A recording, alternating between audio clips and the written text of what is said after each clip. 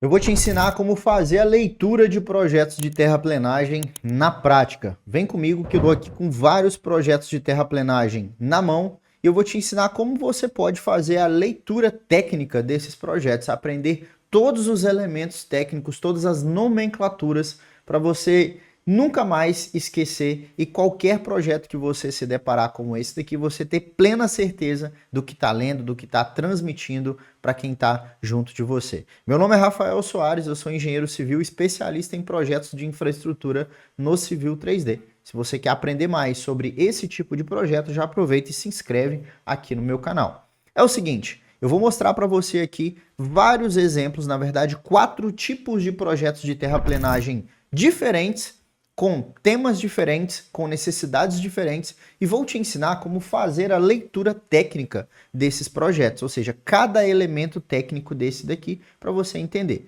Uma coisa que você precisa estar ciente é que esses projetos, eles não são feitos no AutoCAD, e sim no Civil 3D. Talvez você saiba, talvez você não, mas esse aqui é o Civil 3D. E apesar dele ser parecido com o AutoCAD, aqui inclusive na tela eu estou com um estudo, né, de terraplenagem, apesar dele ser parecido com o AutoCAD, ele não é igual. O Civil 3D é uma ferramenta para projetos, para modelagem de projetos de infraestrutura. É importante você saber porque ele está muito à frente do AutoCAD, tá certo? Então agora eu vou te mostrar como que você pode fazer a leitura técnica desses projetos que eu estou aqui na tela.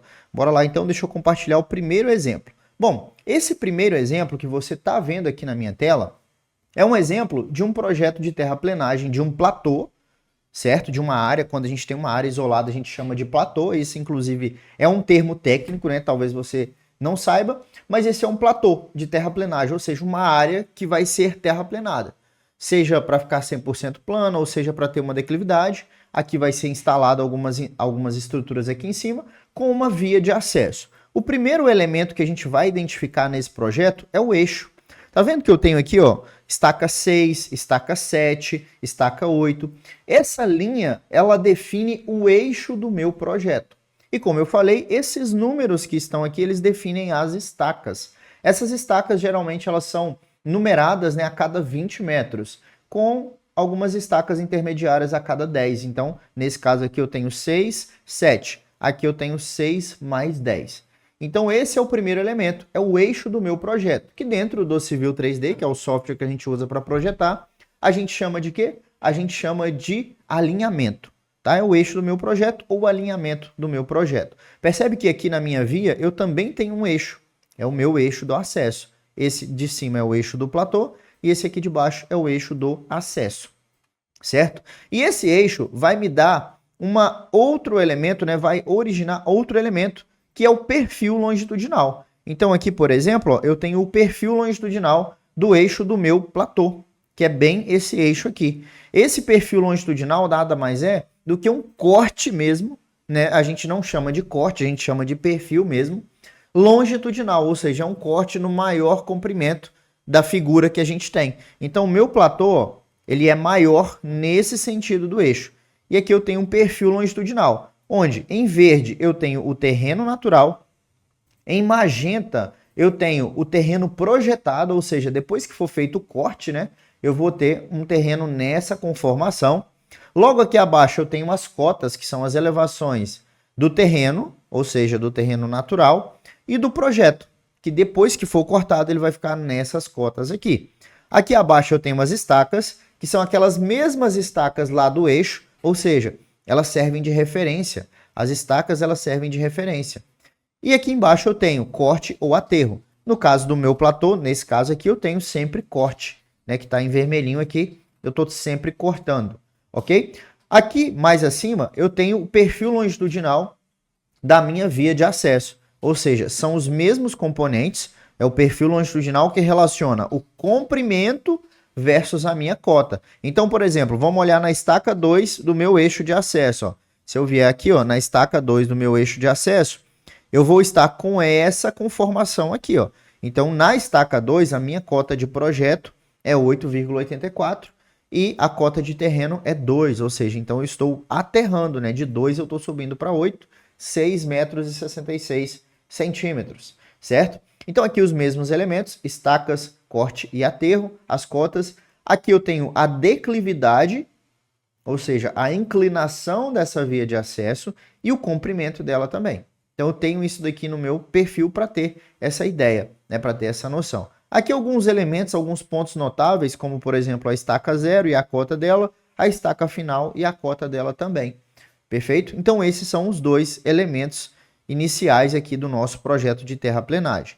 Dito isso, o próximo elemento é a seção transversal. O que é a seção transversal? A seção transversal nada mais é do que esse corte transversal, como o próprio nome diz. É transversal, é no sentido de menor comprimento da minha figura.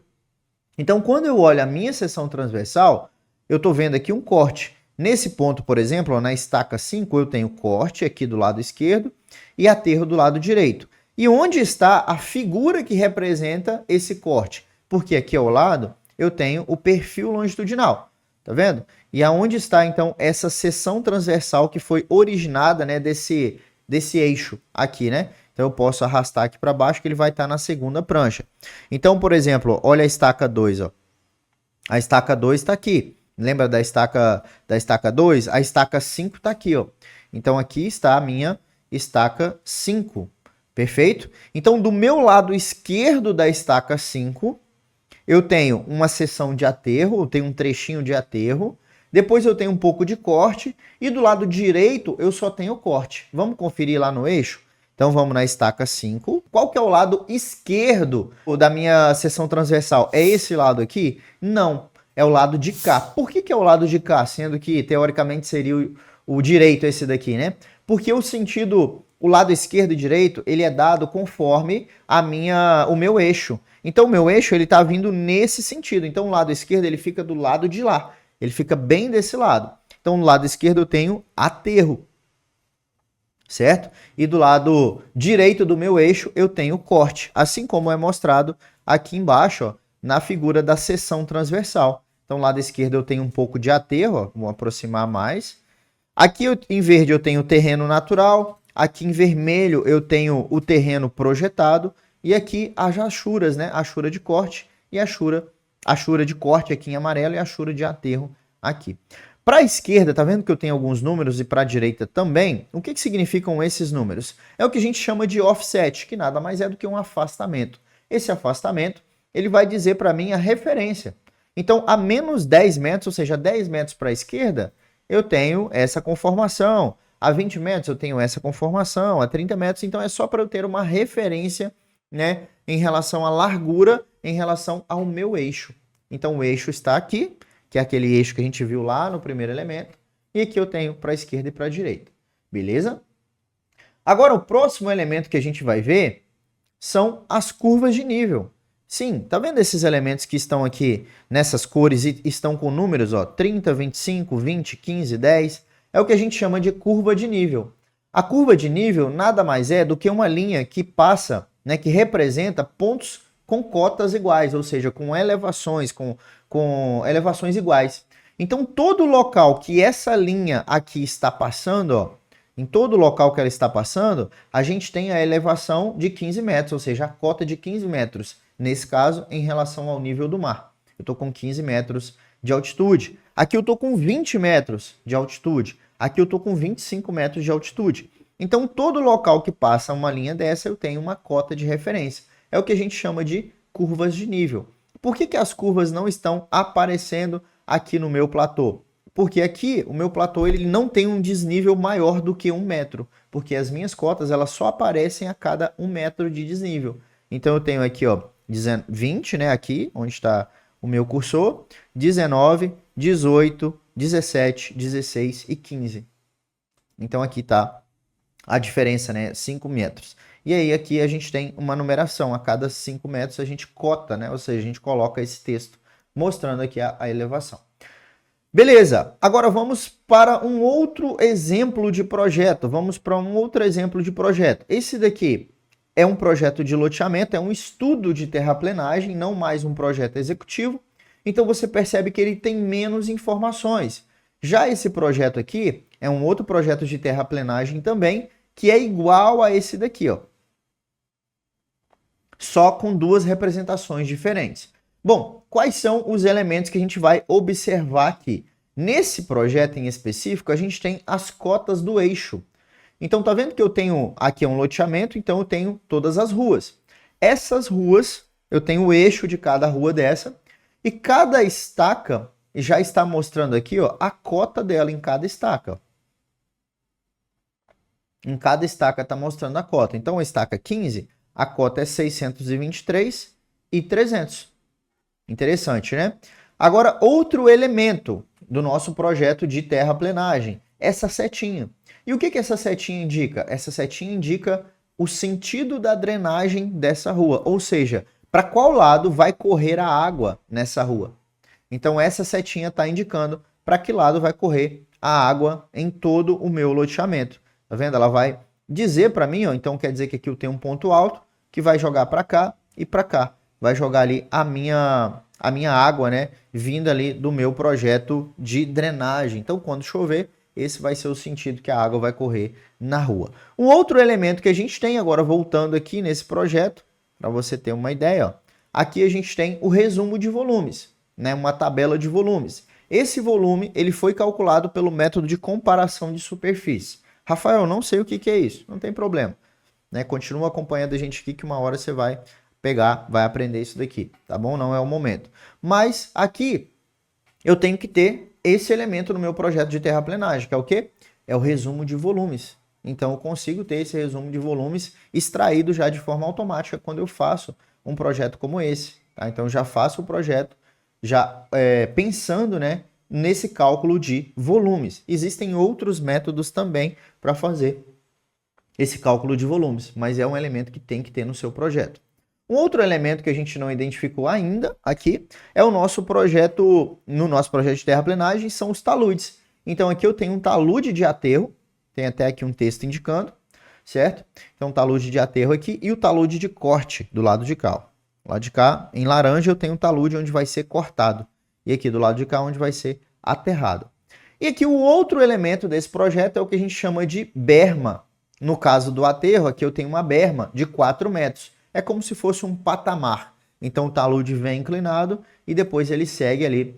Ele tem aqui, né, como se fosse um patamar.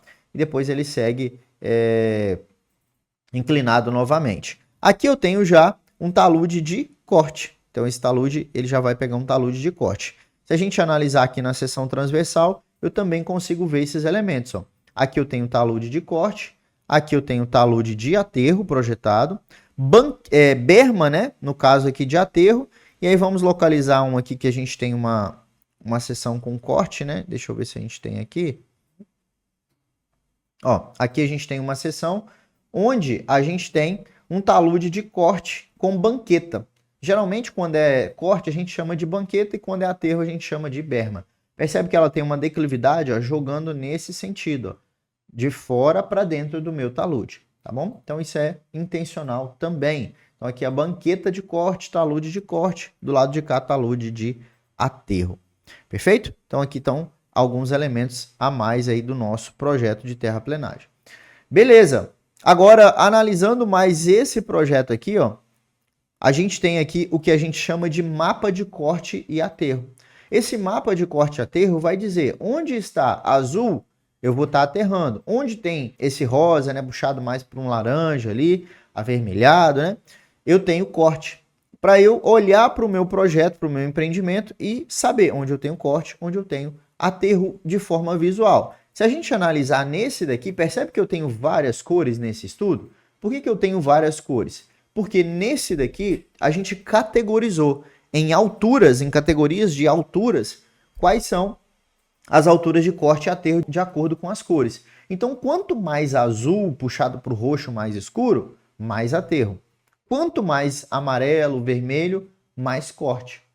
Só que aí a gente consegue também pegar e colocar esses valores, ou seja, colocar uma legenda para ter uma ideia, né, de quanto que a gente está cortando e de quanto a gente está aterrando. Então, por exemplo, ó, olha só, nessa imagem aqui eu consigo visualizar. Ó, deixa eu puxar aqui para o lado.